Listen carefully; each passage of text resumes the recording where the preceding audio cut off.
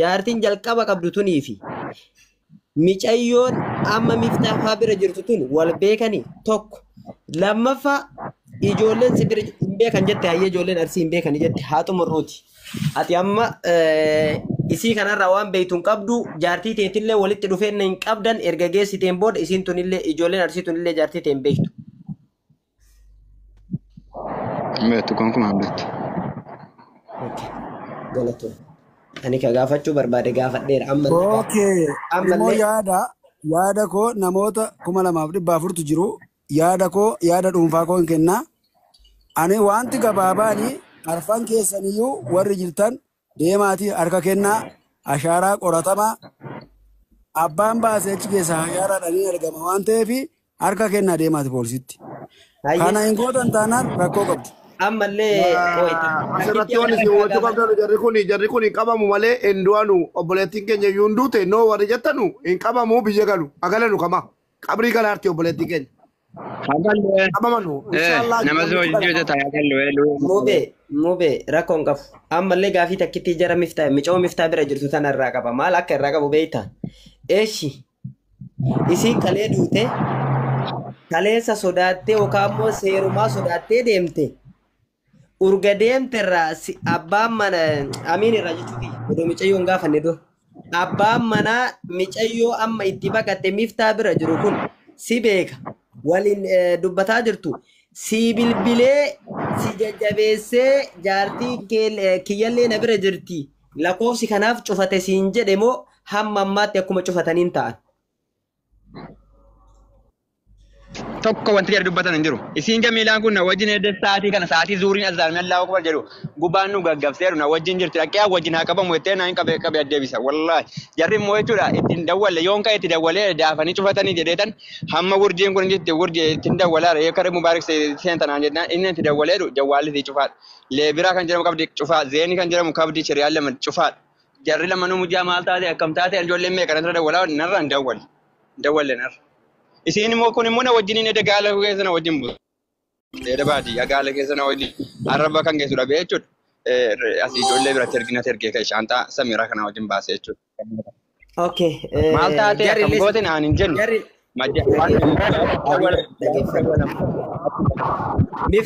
Miftaa miutii qabadhu. Miftaa miutii qabadhu. Laal Oromoo dhaggeeffadhaa.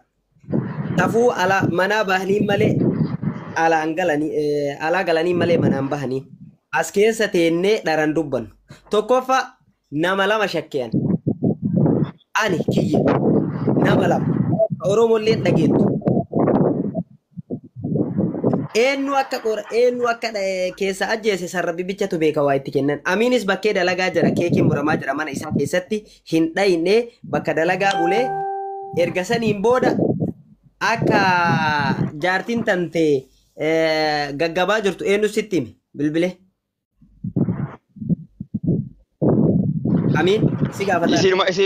Isiidhuma natti dawwalte qaqqabi jaartii isiidhuma natti dawwalte isiidhuma qaqqabi jaartii kee qaqqabi jettee natti dawwale hin deegina ijoolleen gara natti dawwalanii sawwaaqa wayinan ergee yookaan ciniin baay'ee ijoolleen duuma yiite nan dafina akka biyya funyaanii afaanii jaa jennaan inni ergee jira intala kan qabu subhaanallah takka kan argine dhufeensi fuudha ampulaanii dawwalatta naan jedhe ampulaanii illee akka dawwaluun sodaate mucaan suni dhufeena fuudhee inni dhufee qabee jedhu deemtee itti isiin hin jirtu.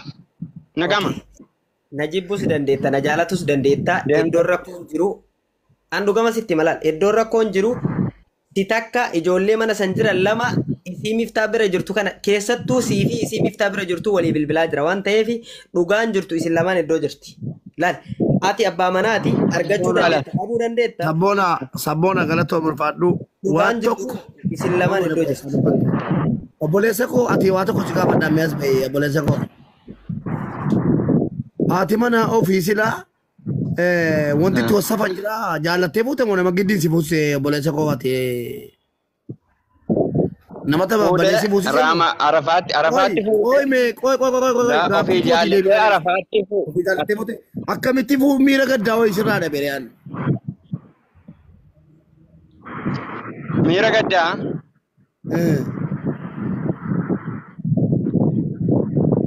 والله لازم مو والله ربين جتشودا ربين جتشودا قام فينا في قنانا تايسو جتشودا وفي قودي جال دفوده قراتي سياقوة تدجي أتوقع قراتي تنوم نترفيج رمضان تربي عرفات تربي تيجود عرفات تربي ات فوده جي أتوقع تنوم نأمل لما تولي دبل من إنه فيه هم جي أسقل في التي ميشا سين تندس تكو فتاسير بتيجي أسير تبيه bakka sana ma wana sikafadhe na de tenta disi akagotu ati fi obboleti keenya si miftaa bira muti ati muti godha obboleti keenya Dhaga'amu. inna gaama ati fi obboleti keenya abbaa manaa barbaanne seeratti wal geessitanii akka qoratamtan barbaanne gara seeraati seerri qoratee ka'ee nabiyyaatti sin agarsiisa maal jetta Haati qabee naa qabu. Sodaataan qabu nan deemu. Hundinuu Yalla obboleessa koo namni akka uummata Oromootti uummanni Oromoo godiiti si'i tokkommoo jaarsuma siiti. As qabeechine qabiyyee. Kanaaf jaarsa si saqqina baasu isin lubbuun darbite ulfa jasa qaliitiin adama boriin mucaa koo amma bidun gadhitu jettu biite waan ta'eef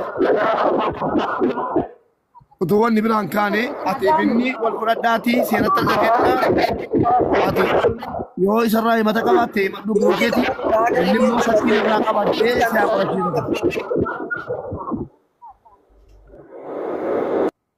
Ishii jetteetti obboleessa keenya akkamitti seera wal geessu? Mube eeshii bichaa miti dubbimmaan jiruyyuu dhagaye. Kana soba gamaa nan bunnu Oromollee gizee maran gowwoomsinu. Amiinoo miyuuti qabadhu akkasumatti taa'e. Dhugaan jirtu Amiinii fi micayyoo tana bira jirti. Tokkoffaa hin dhaqa jettee itti bilbilte. Dhageeffadhu. Lammaffaa itti bilbilte eenyu si bira jiraa jetteen. Abbaa manaatti illee adda bilbilti, isillee adda bilbilti. Sadaffaa urga deemtee telefoona cufatte. Du'a kanallee haga isaa achi jirutti himtu. Haga isaa bakka hojii jirutti himtu. Isiin tunillee noormaali. Maal isiin doktoraa miti. Hin bilbiltu oomachi keessaa dhufe argiteerti. Ijoollee isii bira jirtu bishaan hin kennaa jetteen kaaftu. Dhugaa jirturraa gorree gara biraan deemu. Eddoon jiru jaaladhee fuudhee jaalatee fuudha. Anis jaaladhee fuudhee biyya jirti. Namuu jaalatee fuudhee biyya jira. Dhugaan jirtu isin lamaan eddoo jirti. Isin seerri isin haa baasu. Ansafuu manaa baanii alaa galanii malee manaan baaniini. Dhugaan jirtu warra walii bilbilaa jiru kana lamaan eddoo jirti. Gara biraa olii gadi hin qabina isin seeratti dhiyaadha isin lamaan nafsee keeti yoo dhugaman isi jaalatte isinlee fidiyatis seeratti dhiyaadha. Haalaqee namoonni yaada qabdan torba barreeffadhaa ol galaa. Akkamitti seera jettu ammas hin lammanee obboleessi keenya obboleettiin keenya wal barbaadaati.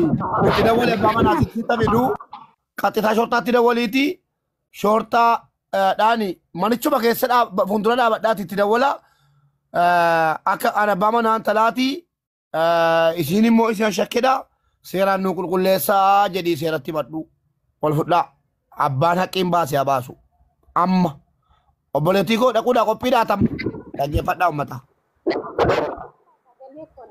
Faa jirtu marsii kennaan jira.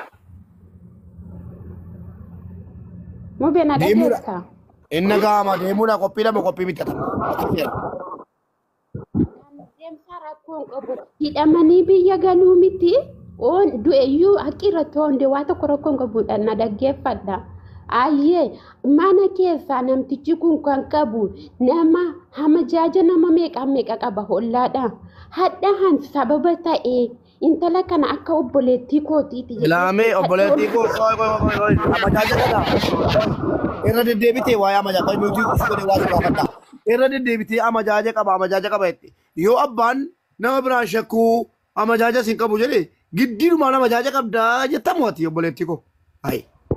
Yoo immoo waan beektu qabaatte himi namoonni jedhee nutti barbaade yookiin jiraate nutti himi. Amma kana riidhiisaatti ayyee namni mana keessa jiru ana duwwee miti yaaniin ijoolleen arsiin kun lammanuu jiru nu hundinuu walitti funaanamne. Assalamu alaikum. Mube nageessa. Maal jechuudha bira jirtamoo bira hin jirtu. Assalamu warahmatullahi wabarakatuh. Waalaikum assalam. Hamajaaja yoon qabaadee gibbii gariin shuggaa fi cufatee bula. Shuggaa qabataa hamajaaji sun qoricha yookaan itti qopheessee kennan yoo itti kennite malee namni dhufe hin jiru. Kan ganama mooti ela isa sin immoo ammas atiif isin wal quba qabdan jettan shariyaa waa'ee dhuma amma inti xalabaan nu duukaa dhufee jedhe jennaani waan xalabaan nu duukaa dhufee jennaan shariyaa qayyartee turte. Akka itti quxuriyaan koo fudhattee anarra dawwaltee turte kasiin kan koo quxurii qayyartee turte aariidhaan ijoolleedhaaf hin dawwalle akka inni dawwalaa turte mana galtee ta'a akka inni galeera indaganaa mokee kan bitee raqee akka jainaan haasaan ani isinii gastii keessa jiruun markaza mootummaa rakaa. Wallahi haqni anko yoon jechuudha haqa qabaadhee jedhe rabbiin haa baasu haqa ilmoo kooti haqa haadha manaa kiyya rabbiin haa baasu. Isin immoo yoo isin baddeette immoo mubbee si rabbiin haa gaafatu. Wallahi yoo isin nama jawwaal fudhattee irraa baddee jedhaatte Allahu Akbar. rabbiin Viidiyoon si sagalee fi footoon si fuudhameera. Footoon si siin jedhe viidiyoon si amma qoy naqi shortaa naqi qoy shortaa tun naqi dhaggeeffadhu waliin nattu naqi nama shortaa dhaggeeffadhu tasgabbaay. Amira buletti amma hojii nattama obboleetti keenya amma shortaa nattamoo hin nattu. Wajjiniidhaan ijoollee warra na wajjin jirtu kanaan wajjin na dhaggeeffadhaan qulqullummaa kootiin an jiraadha nan dhaqa shurtaan na hidha oona ajjeesayyuu maalaqii irratti dhaqiin barbaadamu. Ayyee ijoollee nama lafan irratti maal jettan uummata keenya waa'ee Jamiilaa binti Islaamii fi waa'ee Hiikaan maal jettan meemee dubbadhaa uummata keenya. Adaganuu jarris. Waa'ee miyuutii qabadhu si miti kan murteessu uummata. Adaganuu jarris uummata keenya. Maya Mubarak dura Uummanni haa murteessu miyuutii qabadhu jedhiiniti isin ijoollee barbaadde ijoollee yoo rakkoo qabaataniin fuudhaman laal ijoollee yoo rakkoo qabaataniin fuudhaman sii fi abbaa manaattu walii bilbilee du'a kana himaara rakkachuu kana osoo yooma sanuyyuu iyyite namni ollaa si jira dura isin lamaan dhaqaaseera jarallee kun mubelleen hin arga uummanni oromollee hin arga suuraa jarallee kaafanne harkaa qabna jarri sin dhiyaatti dura isin lamaan najaa baya harka keessa qulqulloota isin gadi yaasanii nama birallee ni barbaadan gaafa isin dhayitan nama shakkitan sana laa sabboodha gadi yaa'uun hin jiru gaa gadi waraqaan qaban waan ta'eef dhimma waraqaatiif itti ballaqdi shortaan malee ba'uun hin jiru biyya galuun galuudha isinuu qabrii gala arti obboleettiin keenya agalanu maara koo agalanu ko yoo hafan agalanu ana agalu anas yoo galee lama yaada nurraa fuutanii dhiifama. biifoolee dubbadhume Dhiifama waa hunda dursaa obboleettii keenya rabbiin haa araaramu nama jaannataa rabbiin isii haa godhu alaalii isii guutu rabbiin rabbiin haqa isii haa baasu rabbi ammoo addunyaa tanarraa isii oofe haqa isiillee ammoo isiillee isii miliisin kanatti aansuudhaan yaadne isin kaaftan yaaduma silaa godhamuu qabu kana dursee ani waatu jira seerri biyya kanaatitti ilma namaa ni qoratanii maaltu maal ta'ee yookaan harka namaati moo harka namaati miti seerri ni qorata. Gaafa seerri waan kana qoratee irra gahee mucayyoo tana sila qoratanii irra gayanii waan kana haasayaa jirtan moo odoo qoratanii irra hin gahiin haasayaa jirtan kanaaf gaafi. Yoo ammoo qoratanii waan seerri irra gahee seeraan meeshaan irra gayan taate ummatuma achi jiru sani ka bilbilaan waa wayii ka mijjeessa ta'i ka qaamaan achi jiru ta'i harka namaati jedhee mootummaan seeraan meeshaan irra gahe taanaan harka namaati. Ummanni kun kamiyyuu gaafsan qoramatamuu qaba kun gatamee kun hafamuu hin qabu. Yoo kan nu jennuun kana ta'uu danda'a yookaan kan akka biraa ta'uu danda'a sararri beeka. Kanaaf wanni kun dursee qoratame waan irra gaame qaba kanaaf gaafi. Gaaffii keetii deebiin sii kennu waanuma dhagaa olleerraa sitti himna waan ta'eef waan nu galirraa dubbanna.